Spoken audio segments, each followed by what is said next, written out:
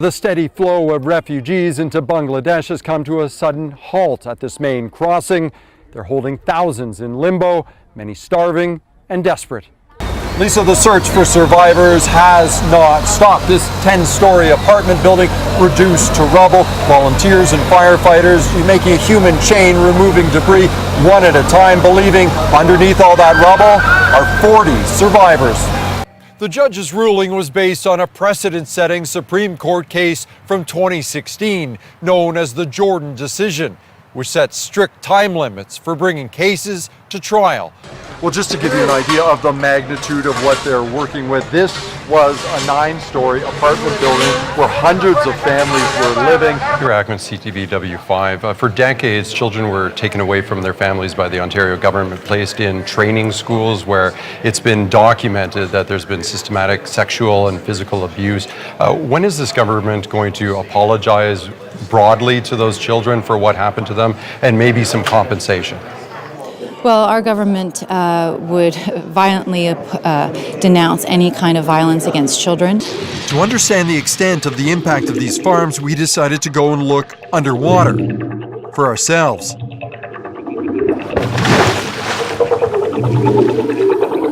Staying on the outside of the farm nets, it's clear the salmon aren't the only ones being fed at these farms. Wild fish swarm the area, living in the cloudy waters.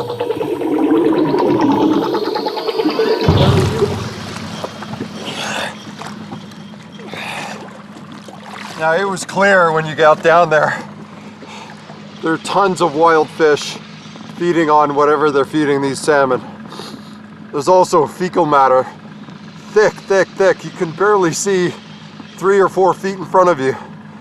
You could see just large pieces of feces just floating right by you. It's amazing the impact. You're at your second home.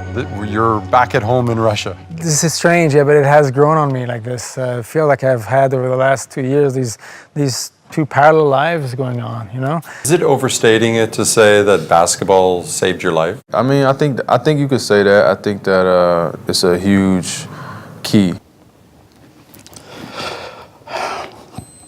It's okay, take your time.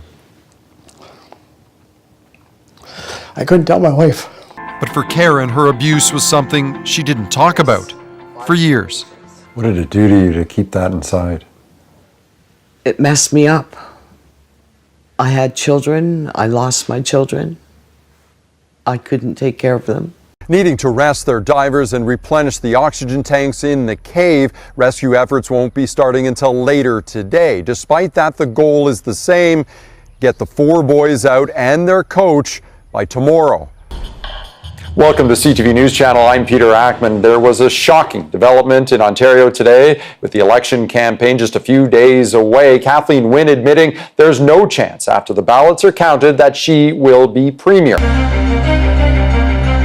This is CTV News Channel. I'm Peter Akman. We begin with a terrible crash of a bus carrying a junior hockey team. The bus was hit by a semi-truck Friday evening, northeast of Saskatoon. At least 15 people were killed, more than a dozen more injured, some critically. The tragedy has stunned the hockey community and the entire country. CTV's Peter Akman is in that camp where 58% are children. Peter. Lisa, caught in the middle of this conflict, thousands of children, many with deep physical and mental scars from their exodus from Myanmar. A nice idea quickly turned to chaos. Pushing, shoving, screaming, as aid workers handed out ice cream treats to a few children in the Rohingya refugee camp. But within seconds, hundreds of kids, starving and desperate, swarmed the area. Every day, the situation in the massive, overcrowded camps grow worse, especially for the youngest refugees. This kind of terrorism or genocide, whatever you call, is heavily affected them. They have to flee, they have to run away from children. UNICEF volunteers are trying to help the children mentally heal after fleeing attacks from the Myanmar military. At 97 makeshift schools in the camps, the kids are being encouraged to put pencil to paper. These are just a few of the shocking and disturbing drawings. Helicopter gunships firing on the Rohingya, burning their homes. Others shot dead as they ran away. They took people to the trees, says 11-year-old Mansour Ali, tied them up and shot them right in front of me. Many, like Zono Tola, say they draw because they need others to see what happened. They came in groups. They were shooting at us. I thought I would die.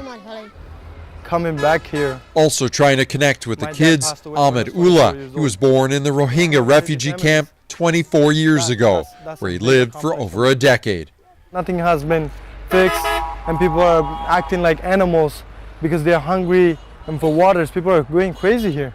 Ullah is now a Canadian citizen living just outside Toronto. He's back in Bangladesh, volunteering with aid groups, trying to give back and to give hope. But claims that it's the Rohingya Muslims who have been the aggressors is angering many aid workers. They say if you want proof of this genocide, just ask the children. Children do not lie. It's not that somebody told them that this is the story, you need to draw it like that. UNICEF officials say the #1 killer of children in these camps are waterborne diseases, which is why they're rushing to provide basic immunizations to ensure those who are most at risk don't suffer any further.